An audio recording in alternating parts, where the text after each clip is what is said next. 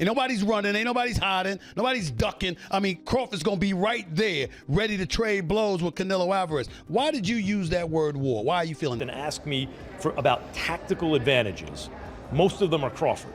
See everything coming. He could see everything coming that Canelo threw at him. He was reading it so well. His guard was so tight as well when he was up at the ropes, when he was exiting, looking to move around. Size, but that was a brilliant performance. And what can you say? I mean, you got to give him his credit.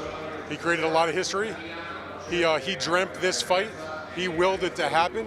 A lot of people, not me, but a lot of people laughed at him, said, forget about it, no chance. Stephen A. Smith reacted strongly to Canelo Alvarez's loss against Terence Crawford. He explained that Crawford wanted this fight for a long time to solidify his legacy. According to him, Crawford proved himself on the biggest stage and is now the champion, taking away Canelo's shine. Smith emphasized that this was not just another win, but a defining moment. Max Kellerman also agreed that Crawford's performance was historic and career-defining. World champion out of Omaha, Nebraska. He's undefeated, 41-0 with 31 KOs. And he begged for this fight. He wanted Canelo bad because to him, it's all about legacy. I'm not speculating. I'm telling you what I know. And how would I know? It's because I interviewed him. Yesterday, we sat down. Here is my conversation with the one and only Terence Crawford challenging Saul. Max Kellerman broke down Canelo Alvarez's loss to Terence Crawford with a sharp perspective.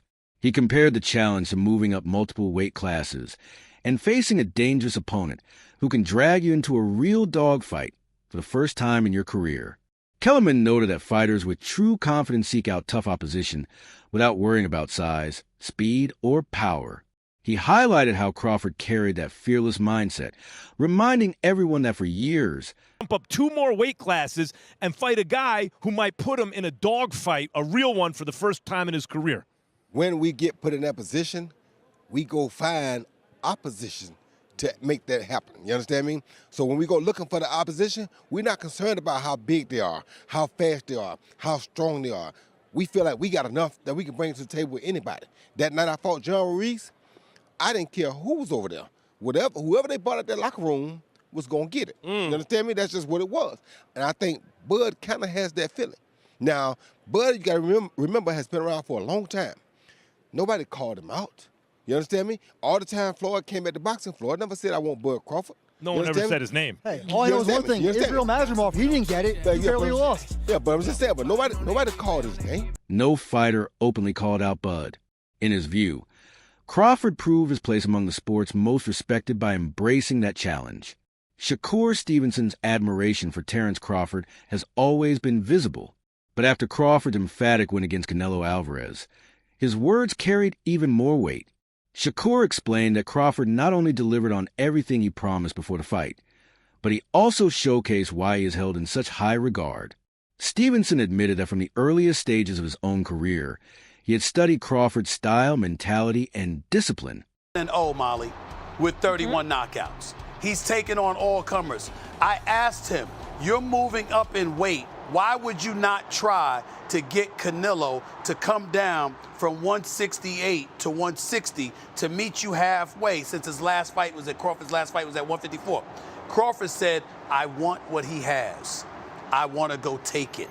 I don't want to make, I don't want him making concessions and alterations. I'm coming to take what he has.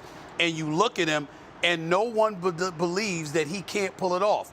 He can box, he can punch, he's smart, he's elite, and he wants Canelo. Watching his idol accomplish such a historic feat confirmed for Shakur that greatness is built on years of preparation and consistency. For him, Crawford is not just a champion in the ring, but also a mentor figure who embodies the standard of excellence that younger fighters aspire to. Stephen A. Smith reflected on how determined Terence Crawford was leading into the Canelo fight. He explained that while some fighters might have requested that a superstar like Canelo come down to a more comfortable weight class, Crawford insisted on stepping into Canelo's territory at 168 pounds. For Crawford did it again a few hours ago against Canelo. And what makes it even special or more special for Crawford is that he did it jumping up, as we know, a couple of weight classes. He did it against one of an all-time or another fellow all-time great, and he did it against someone who was undisputed and still a pound-for-pound top 10 guy. That's what Crawford did, people. So, all those things people were saying in the lead up to this fight, Canelo's going to be too strong, Canelo's too experienced, Crawford's going to be 38, all that. You have to remember all of that when you give Crawford his flowers. Like, don't Canelo looked old. No. I don't want to hear any of that. I've started to see a few people on Twitter start to kind of sort of find excuses already. No. Remember everything you said, because Crawford deserves all of that. All of that. Crawford was incredible. Honestly, in the pocket, he was at times showing Canelo, no, I'm stronger than you. I'm going to bully you. Oh, you think you're going to get me in the clinch because you're Mr. 168? No, look at the size of me. I'm jacked as well. I'm swole. And he was moving Canelo around. So by doing that, he got his respect. He didn't switch to orthodox once, stayed in the southpaw stance because he realized early, Canelo don't like this. Canelo does not like this southpaw stance. Canelo's tripping over himself. I'm going to stay here. I'm not going to switch it. No, I like this work. I'm going to stay here. On the ropes, it's like, okay, come in. Because when you come in, I've got that as well. And I can hurt you as well. Spinning off the ropes. His jab was fantastic. They put up the jab numbers. He was out jabbing Canelo it was almost like 10-1. Maybe even 20-1. It was fantastic. And when he needed to land those power shots, he was landing those power shots. The challenge was never about convenience. It was about legacy. Steven reminded viewers that Canelo Alvarez is still one of the sport's most elite fighters with a resume stacked with championships across multiple divisions. For Crawford to want exactly what Canelo held at this weight class and to pursue it without hesitation revealed his drive to claim greatness on the most difficult stage possible. Aide Oladipo highlighted the dramatic turnaround in public perception surrounding Terence Crawford. Before the fight, critics dismissed Crawford as too small, too old, and unfit to compete with a powerhouse like Canelo Alvarez at a higher weight. Yet, more fundamentally sound. While Canelo, even when he was able to get to range, which wasn't a lot, it wasn't often, he was having a hard time landing clean because everything was super wide and out here and to the body out there. And Crawford would either circle out to that same side, to Canelo's lead hand side. He would circle away because Canelo would step straight to Crawford and chase him and not necessarily cut him off. And even when he threw that hook, I was looking for the hook from Canelo, right hand as he stepped through, right? Corral with the lead hand, bang the right hand because you're fighting a southpaw. So, yeah, your jab may not be as effective in landing and managing distance and all those things, even though for Terence it kind of was. For Canelo, I was expecting a lot more of that right hand down the middle and over the top, and him jabbing his way, feint jab right hand, and then that lead hook that I thought he would be able to corral Crawford, because Crawford did want to move away from Canelo. He did. He wanted to move away from that power hand. Smart to do. Canelo never took that extra step to step outside of Crawford's lead foot. Again, that orthodox southpaw matchup. It's always going to be a battle of that lead foot.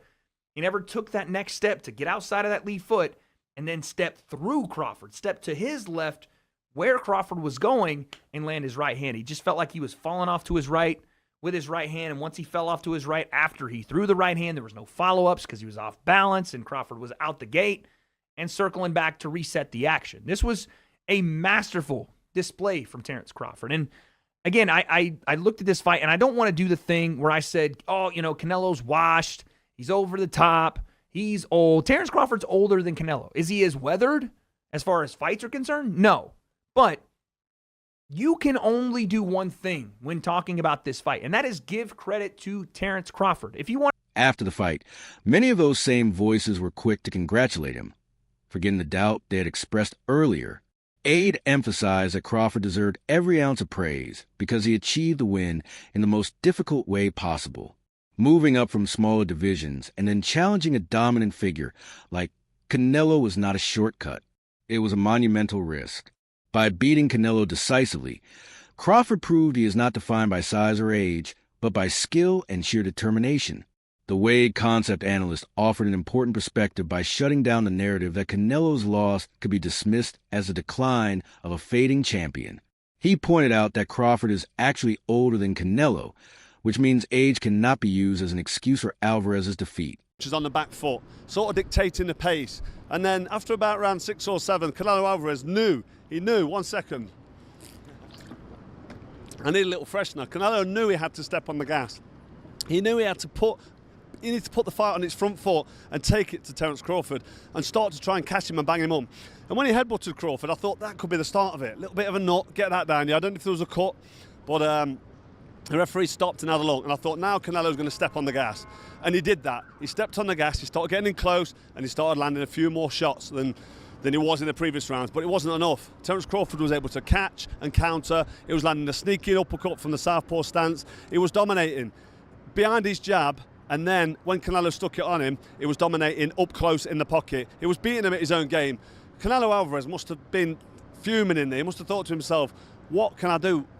He couldn't do anything. He needed to pick up the pace, put the pressure on, and sustain the attacks. And I don't want to take anything away from Terence Crawford, but Canelo Alvarez couldn't do that. He couldn't do it for long enough. Crawford looked like he could have done 20 rounds in there tonight at that pace, the way he was dictating and controlling. And Canelo Alvarez was getting marked up, he was breathing heavy, he was getting tired, he was reaching with shots, and he was getting torn apart. It was an absolute masterclass by Terence Crawford. Canelo tried, Canelo came and he had a go, but to be honest, I don't want to rain on the parade of Crawford, but Canelo Alvarez, for me, is well past his best now. He's seen better days. He hasn't got the pace, he hasn't got the fitness to sustain the attack. Afterwards in the interview, he said, I felt great, it's great, I feel good. And don't forget, Crawford's a couple of years older. So I think it's the miles on the clock.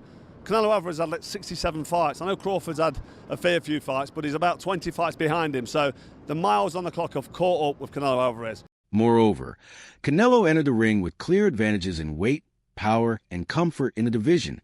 Despite all of this, he was still beaten by Crawford. WD's argument was that this victory was not about Canelo being past his prime. Hook to try and cut this off. And when he did get his foot to the outside, that was an option. But over time, Crawford, as he always does, as the genius boxer that he is and is able to do, starts to find those counter punches. And there was 2 counters in particular that I noted during the fight that I felt were absolutely key for Crawford. The first was the counter off that left hook to the body. Now, Canelo did land these sometimes. That left hook he throws, the lead left hook, is quite unpredictable. But he started to land it quite effectively to the body from time to time. But what Crawford was doing was he was catching it with his elbow, and then he'd throw the straight left hand back at Canelo as a counter shot. He'd throw multiple shots. And what I really loved about his counter work was he'd never throw more than singles or twos or threes. He never got carried away. He never did too much with Canelo. Don't get me wrong, though. Canelo was still defensively very astute in this fight, but he simply didn't have the foot speed to get to Crawford. He couldn't do it. And he didn't want to use his own jab because I believe Crawford's lead hand is so effective that southpaw stance really meant he could dominate the fight with his own lead hand. Canelo's not a massive jabber himself, but now that he was fighting someone closer to his size, I thought he might try and implement a jab, but he didn't because Crawford's counters were just too fast and too good. There was a couple of moments in this fight, and I said in my prediction, I thought that you'd see Crawford in moments looking absolutely electric and just outclassing Canelo, looking too fast and lighting him up. And we saw that. I'll never forget the beginning of round 9 where he actually stood in the pocket with Canelo and he just rolled with the shots and he was throwing counters. It was absolutely brilliant. But the second counter that he used that was really effective was he'd allow Canelo to throw that single right hand, that straight right hand, that backhand for Canelo, make him miss and come back with his own straight left hand over the top. I also thought that Crawford stabbing to the body was very good. He'd throw straight shots to the body, and that was something I predicted from the Lara fight that he would be able to do. That was also where I got the idea with the exits that I felt would be useful. And the reason we knew they'd be useful and important was because of Saunders. But about Crawford elevating himself to another level entirely by dismantling the excuses. He reinforced that Crawford's win was authentic, legitimate, and historic.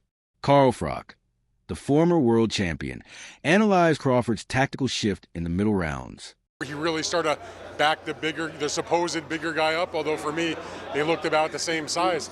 But that was a brilliant performance, and what can you say? I mean, you got to give him his credit. He created a lot of history. He dreamt this fight. He willed it to happen. A lot of people, not me, but a lot of people laughed at him, said, forget about it, no chance against a bigger guy like that. But he showed his greatness. You spoke about looking to back up Canelo in the fight, as you mentioned there, before it took place. How much of a surprise was it, though, just to see how comfortable he felt doing so? I think it took him a little while to figure out that, you know what, he doesn't hit as hard as some people were saying, and that I can get in and out, and I'm going to be able to stalk him and walk him down a little bit. And he had Canelo extremely frustrated. And so I guess I was a little surprised he was able to do it, especially in those last couple of rounds. But he definitely was the guy that was going forward and back in. I mean, I've been watching Canelo for his entire career as a known fighter. This is my 24th Canelo Alvarez fight in person. I can't say that against anybody, including big punchers like Triple G and Kovalev and people like that saw him get forced back. That's not normal for a fight with Canelo Alvarez. Dan, given your time covering Canelo Alvarez and those defeats that he's had in his career, but Bivol tonight, amongst other kind of contentious decisions, how much is this one going to hurt? Because there's always been those question marks for the last few years. Is he on the decline? Now there's going to be more question marks. Is this the end of the road for Canelo, certainly at the elite level? I mean, listen, and this is not a disrespect to Canelo, because everybody who has ever read me, followed me, listened to me knows I love Canelo. I think he's one of the greats of all time. I think you can make a really good argument. According to Frock, once the 6th and 7th rounds passed, Crawford realized that he needed to press forward and establish greater control of the fight. His jab became the weapon that opened up opportunities, breaking down Canelo's rhythm and forcing him onto the back foot. Frock praised Crawford's intelligence in knowing exactly when to adjust his approach. Rather than letting the fight drift, Crawford seized a moment to impose himself more aggressively.